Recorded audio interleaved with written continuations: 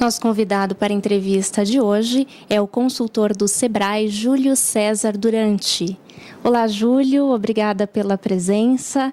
Nós vamos hoje conversar um pouquinho sobre microempreendedor individual. E eu queria começar te perguntando o que é o empreendedor individual. Olá, Camila, olá as pessoas que estão nos acompanhando. Primeiramente, eu queria agradecer a oportunidade, um tema muito importante. A entidade tem uma preocupação com a questão de qualidade de vida. E o empreendedor individual é justamente ao encontro dessa preocupação. É uma política de inclusão social que está sendo introduzida no país, que permite a formalização de um grande universo de empreendedores, de pessoas que trabalham, que desenvolvem alguma atividade no ramo do comércio, da prestação de serviço e que, de um modo geral, estão na informalidade, sem nenhum tipo de benefício. Então, essa política cria essa figura do microempreendedor individual e permite a formalização desses empreendedores com muito mais facilidade e permitindo a inclusão social, principalmente no que diz respeito ao aspecto previdenciário. E os benefícios desse programa quais são? Basicamente, o primeiro benefício é essa inserção no programa previdenciário, contribuição previdenciária. Esse empreendedor individual passa a ter direito aos benefícios da previdência social. Ele contribui mensalmente e a contrapartida dessa contribuição é uma aposentadoria por idade, uma pensão por morte, que isso pode acontecer, um salário maternidade para a empreendedora, que a empreendedora pode se afastar para cuidar do seu filho. Então, basicamente, o principal benefício é previdenciário, mas outros estão atrelados a esse programa, como a questão da possibilidade de emissão de nota fiscal, porque aí tem CNPJ, então passa a ser reconhecido no mercado como uma pessoa jurídica. Então, as instituições financeiras também tratam de uma outra maneira, com linhas de crédito mais adequadas, com tratamento diferenciado e a segurança de poder realizar uma atividade, seja no comércio, seja na prestação de serviço, sem a preocupação de qualquer tipo de ato que possa prejudicar a legislação, o ato ilícito, vamos dizer assim. Então, ele tem uma empresa regularmente constituída. Se eu trabalho em um ramo de atividade, informalmente, como é que eu sei se eu posso me cadastrar no MEI? Quais são as atividades que são possíveis de serem cadastradas, digamos assim, no MEI hoje? Existe uma legislação que regulamenta essa figura. Então, basicamente, são empresas que podem optar pelo simples, é um sistema tributário diferenciado para micro e pequena empresa. Então, basicamente, são essas atividades do comércio, da indústria e do serviço. Mas existe uma relação de quais atividades são permitidas e basicamente todas aquelas de compra e venda de produtos estão contempladas, as atividades de elaboração, produção de algum produto e comercialização desse produto também, e a prestação de serviço. No que diz respeito à prestação de serviço, que nós temos um cuidado especial, porque aquelas atividades que dependam de um profissional de profissão regulamentada, vamos dizer assim, aqueles profissionais liberais, estes não podem fazer essa adesão a essa figura do microempreendedor individual. Mas isso não é porque essa legislação não permite. O Código Civil brasileiro diferencia o empresário individual daquele que realiza uma atividade como profissional habilitado. Então, esse não é permitido. O médico, o dentista, o advogado, o veterinário, o arquiteto, esses não podem. Agora, a prestação de serviço, por exemplo, de um mecânico, de um pintor, de um pedreiro, de um profissional que entenda de informática e que realiza a manutenção desses equipamentos, a manicure, a esteticista, a partir de dezembro, todos esses podem realizar a sua formalização nessa figura do microempreendedor individual. Mas existe, dentro do portal do empreendedor, que é onde ele vai realizar a sua formalização, existe um campo onde ele pode buscar quem pode e quem não pode fazer essa opção como microempreendedor individual. Então, o associado da FTB também pode se cadastrar no MEI se ele quiser, porque nós temos hoje na entidade muitos associados que são, de repente, profissionais liberais, prestam um serviço, tem o pedreiro, tem a manicure, então ele também não tem problema, ele pode se cadastrar no MEI se ele quiser. Se esse associado não já participar de uma outra sociedade, se não for sócio de uma outra empresa, se ele já não possuir uma empresa individual, porque isso é possível, e a atividade não esteja impedida, como algumas das atividades que eu elenquei anteriormente, ele pode sim se formalizar como um microempreendedor individual, desde que essa formalização não tenha não ofereça ou não tenha como objetivo a prestação de um serviço que deveria ser realizada por um empregado. Então essa legislação não tem como objetivo a precarização da relação de trabalho. Ela foi criada para permitir a formalização de empreendedores e que podem até prestar serviço às empresas, mas não substituindo a mão de obra do empregado regularmente formalizado, vamos dizer, registrado. Para facilitar para as pessoas que estão nos assistindo, tem como a gente resumir quais seriam os pré-requisitos para essa formalização no microempreendedor individual? Primeira exigência, que seja uma empresa individual e que o nosso Código Civil permita esse enquadramento. A atividade não pode ser desenvolvida por um profissional que seja de profissão regulamentada. Segunda questão, faturamento. Ele pode faturar no máximo R$36 mil ao ano ou R$3 mil ao mês. Nós temos a questão da figura jurídica, que tem que ser empresa individual, a questão do faturamento, de até R$36 mil por ano ou R$3 mil ao mês, não pode ser sócio de uma outra empresa, não pode já ter uma outra empresa constituída como empresa individual, e a relação deve ser aquela prevista na legislação. Basicamente são esses os critérios. E é uma empresa optante pelo Simples Nacional. Então ela tem que estar enquadrada dentro da legislação do Simples Nacional, que é uma legislação que trata do benefício tributário para a microempresa e empresa de pequeno porte.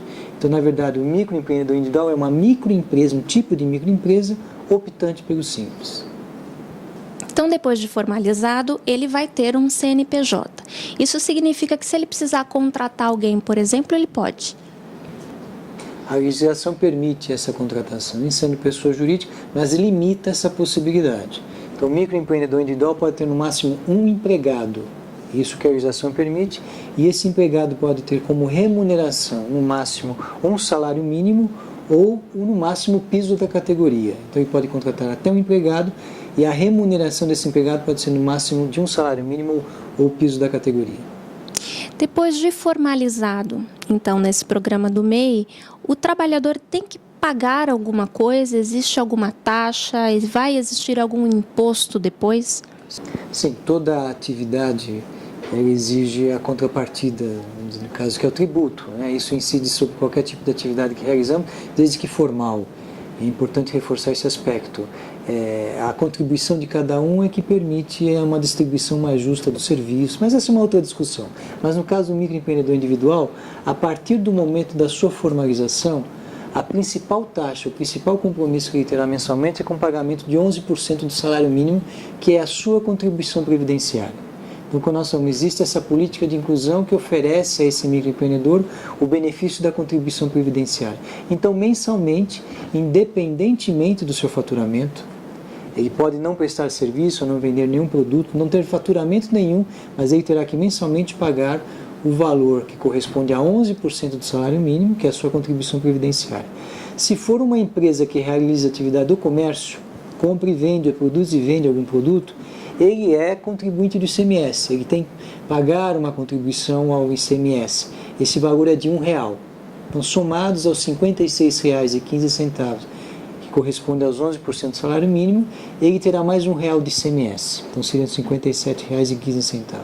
Se ele for um prestador de serviço, alguém que presta serviço, então ele é um contribuinte do ISS e ter que pagar mensalmente o ISS, ele terá R$ 5 de ISS. Então seriam R$ 56,15 mais R$ 5 de ISS, então R$ 61.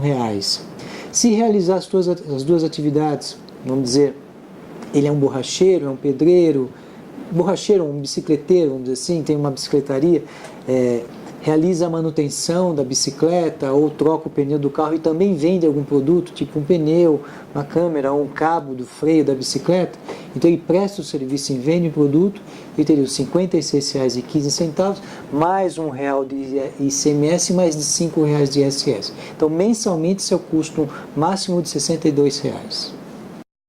Quanto tempo demora para se formalizar? O processo de formalização é muito simples. Essa política veio também com essa ferramenta, mas ele é realizado via internet. Então, o empreendedor individual fez as pesquisas necessárias, identificou na prefeitura a possibilidade ou não de se instalar naquele endereço, fez uma análise da oportunidade realmente de se formalizar como microempreendedor individual, ele entrará no portal do empreendedor, que é portal do empreendedor, tudo junto, .gov.br, vai abrir uma tela para que ele possa, inclusive, tirar algumas dúvidas, porque tem perguntas e respostas. Clicando no Formalize-se Agora, ele vai informar a data do seu nascimento, o número do seu CPF e abre todo um resto de uma tela com as demais informações necessárias. Endereço, atividade que ele vai desenvolver, se é atividade na própria residência, se é um endereço de um estabelecimento comercial, se ele conhece as regras municipais para a instalação do seu empreendimento. Isso em torno de 20 minutos, 30 minutos no máximo, ele encerra o processo de formalização no portal do empreendedor. Emite um documento que é denominado Certificado de Cadastro com Microempreendedor Individual, que é o CCMEI, e ele está com a sua empresa constituída, ele está formalizado.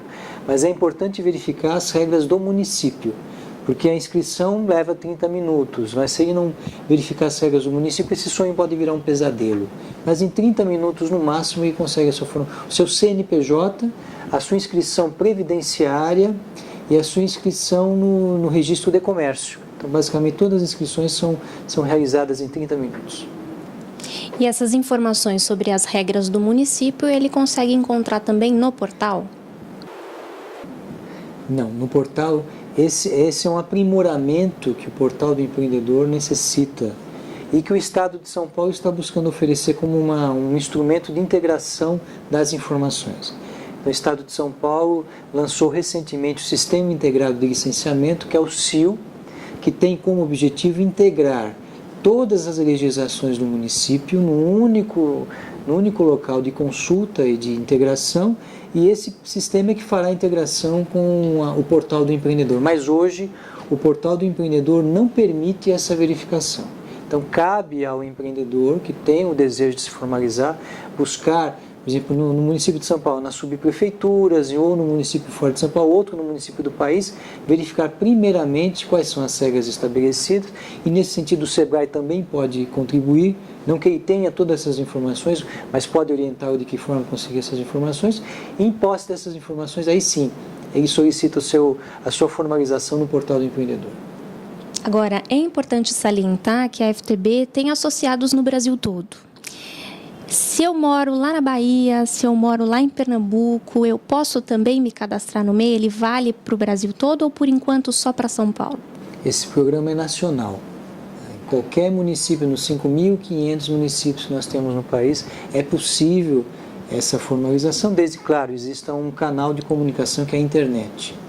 Outra informação importante: os profissionais de contabilidade, os contabilistas, os escritórios de contabilidade estão oferecendo a sua contribuição também nessa política de inclusão social.